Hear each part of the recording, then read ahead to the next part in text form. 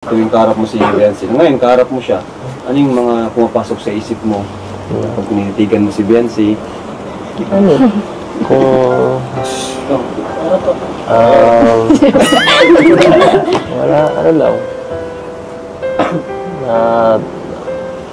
Masaya lang.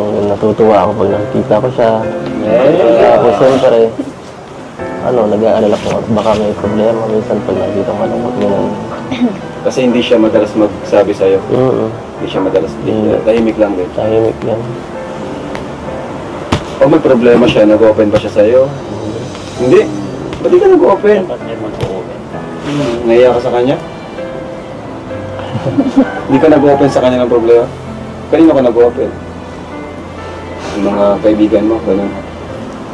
Bakit ka nahiya kay Edo mag-open ng problema?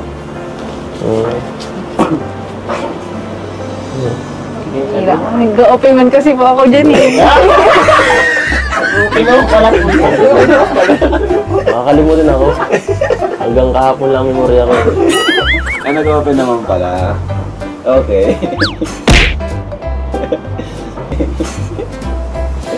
Ikaw naman, Biancy. Pag nakikita mo si Eds, ano yung pumapasok sa isip mo? Ano po, siyempre masaya din na nakikita po. Kasi okay siya ganun. Grabe yung ano nila, no? Yung pag-care nila sa isa't isa, parang itinginan lang. Pero baka may tanong kayo. Huwag tatanungin na kung ano. Nung mga nagpapaktis sila BNC, di ba nakita tayo si BNC?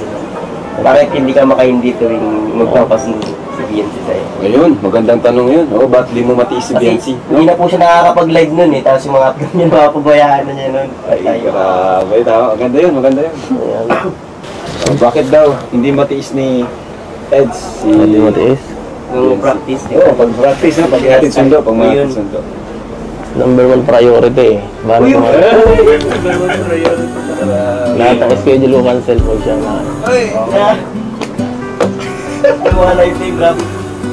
Wait kami doon. Sabi mga live, wala pa. Wala ba? Hindi na sila nakakapag-live. Alam mo na, pag di naka-live,